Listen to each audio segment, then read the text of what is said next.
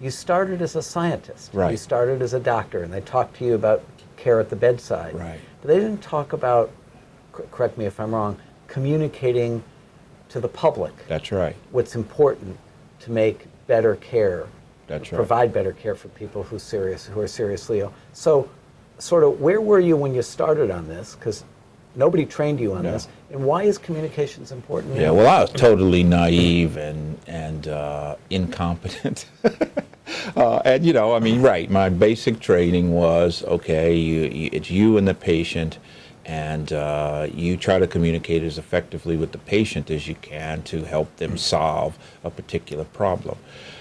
But again, as I did research, saw more and more patients, and then got promoted to positions of in which I was supervising and caring and running programs, then it's very clear that we need to be able to let people who are in positions to provide resources, to help organize systems of care, exactly what it is you're doing and what's important about it. In a position of leadership, you and other, what I'm going to call change agents, I'm going to call you a change agent. You've taken it upon yourself, not just to be a physician, not just to be a leading physician within an institution at Sloan Kettering or anywhere else, but to be, in your case, a national change agent.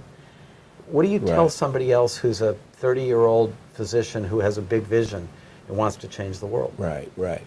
Well, I guess my only aha moment was a realization that if I was going to impact more than one patient at a time, I had to be able to talk to people and communicate the importance of what it is I did and why this was as important, that is, pain management, palliative care, as important as any other aspect of what happens to people who have medical problems.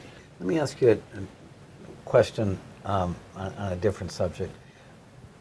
At the end of the day, change or making the world a better place is about influencing policy.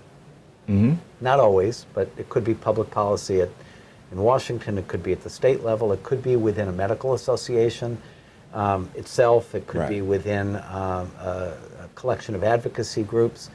What advice do you have for researchers, scientists, and others with your general background on how to be effective in influencing the political and policy process? I think that we need to be better networked with the politicians and the decision makers, because we don't often have a clue as to what their world really encompasses and how these decisions are made.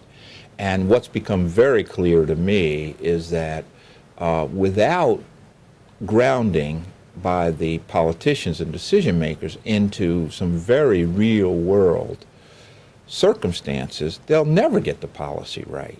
How do you engage reporters to be interested in what some might think is a downer of a topic, in care at the end of life, or even care related to serious illness?